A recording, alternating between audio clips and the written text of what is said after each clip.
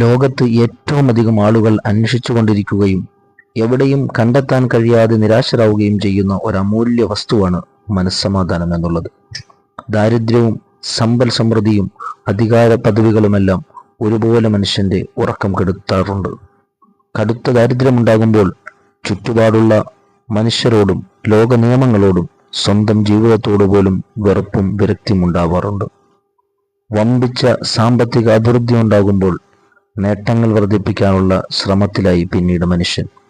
ഉദ്ദേശിച്ച രൂപത്തിൽ കാര്യങ്ങൾ നീങ്ങാതെ വരുമ്പോൾ വലിയ സമ്പത്തിൽ നിന്ന് പിന്നെയും അവൻ നിരാശയിലേക്ക് തന്നെ മടങ്ങുന്നു.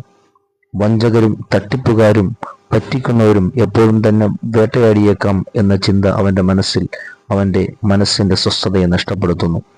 അധികാര പദവിയിലിരിക്കുന്നവരും ഏത് നിമിഷവും ഒരട്ടിമറി സംഭവിച്ച് തന്റെ അധികാരം നഷ്ടപ്പെട്ടേക്കാം.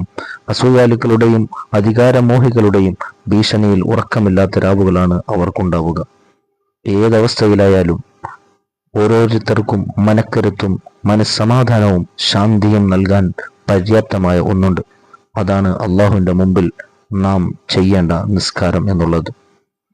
നിസ്കാരത്തിന്റെ പ്രധാനവുമായ ലക്ഷ്യം ദൈവസ്മരണ, അതായത് ഹൃദയത്തിൽ അള്ളാഹുവിനെ സ്ഥായിയായി നിലനിർത്തുക എന്നതാണ് നിസ്കാരത്തിന്റെ മർമ്മം.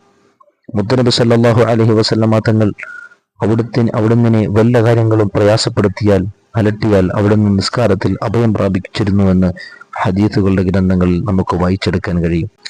ദിനേന 5 നേരം പ്രത്യേകമായി ശുദ്ധി വരുത്തി തന്റെ സ്രഷ്ടാവായ നാഥന്റെ മുന്നിൽ കൈകെട്ടി തലകുനിച്ചു നിൽക്കുകയും അവന്റെ മഹത്വങ്ങൾ പ്രകീർത്തിച്ച് പ്രതിജ്ഞ എടുക്കുകയും ചെയ്യുമ്പോൾ വിസ്മരിക്കാൻ കഴിയാത്ത വിധം അവന്റെ ഹൃദയം അള്ളാഹുമായി ബന്ധിച്ചിട്ടുണ്ടാകും.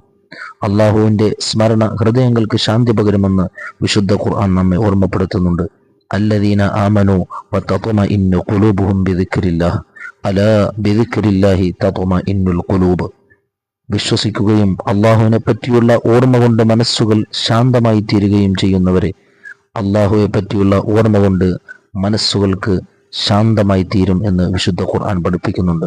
അള്ളാഹുവിനെ കുറിച്ചുള്ള ചിന്തയാണ്, അവനെ കുറിച്ചുള്ള ഓർമ്മയാണ് യഥാർത്ഥത്തിൽ നമ്മുടെ മനസ്സിന് സമാധാനവും ശാന്തതയും നമുക്ക് തരുന്നത്. പ്രപഞ്ചനാഥനായ അള്ളാഹു തന്റെ എല്ലാ കാര്യങ്ങളും സൂക്ഷ്മമായി അറിയുന്നുണ്ട്. എന്റെ പ്രാർത്ഥന കേൾക്കുന്നുണ്ട്. ഏതവസ്ഥയിലും അവന്റെ വിധിവിലക്കുകൾക്ക് വിധേയനായി ജീവിച്ചാൽ മരണശേഷം ശാശ്വതമായ സ്വർഗീയ സുഖങ്ങൾ അവൻ വാഗ്ദാനം ചെയ്യുന്നുണ്ട്. അവൻ കരുണയുള്ളവനാണ്. ഏതവസ്ഥയിലും തന്റെ വ്യസനങ്ങൾ തുറന്നു പറയാവുന്ന അഭയ കേന്ദ്രമാണ് അവൻ. തുടങ്ങി വരുന്ന ആശയങ്ങൾ നമ്മുടെ കൽബിലേക്ക് നാം കൊണ്ടുവന്നാൽ, അള്ളാഹുവിനെ കുറിച്ചുള്ള നല്ല ചിന്തകൾ നാം കൊണ്ടുവന്നാൽ, നല്ല രീതിയിലുള്ള മനസ്സമാധാനം, നല്ല മനസ്സിനുള്ള ശാന്തത നമുക്ക് ലഭിക്കുന്നതായി നമുക്ക് കാണാം. അവൻ കരുണയുള്ളവനാണ്. ഏതവസ്ഥയിലും തന്റെ വിഷമങ്ങൾ, തന്റെ വ്യഥകൾ തുറന്നു പറയാനുള്ള അഭയ കേന്ദ്രമാണ് അവൻ. തുടങ്ങിയ ആശയങ്ങൾ ഒരാൾ തന്റെ ഹൃദയത്തിലേക്ക് ഗ്രഹിക്കുന്ന പക്ഷം ദാരിദ്ര്യത്തിന്റെ വെപ്രാളമോ സമ്പത്തിന്റെ മതിമറക്കലോ ഒന്നും അവനെ പിടികൂടുകയില്ല.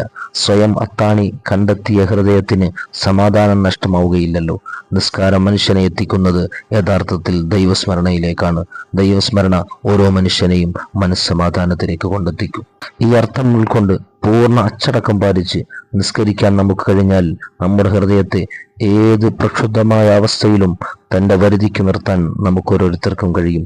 തിരക്കുപിടിച്ച കച്ചവടത്തിനിടയിലും ജോലി തിരക്കുകൾക്കിടയിലും അതൊക്കെ നിർത്തിവെച്ച് നിസ്കാരത്തിലൊരുങ്ങാനും ഏത് നിമിഷവും ഏതാനും നിമിഷങ്ങൾ എല്ലാം മറന്ന് തന്റെ ഉടമയായ അള്ളാഹുമായി സംഭാഷണം നടത്താൻ നാം തയ്യാറാവുകയാണെങ്കിൽ പിന്നെ ഏത് പ്രശ്നമാണ് നമ്മുടെ മനസ്സിനെ പിടിച്ചുലുക്കുന്നത്?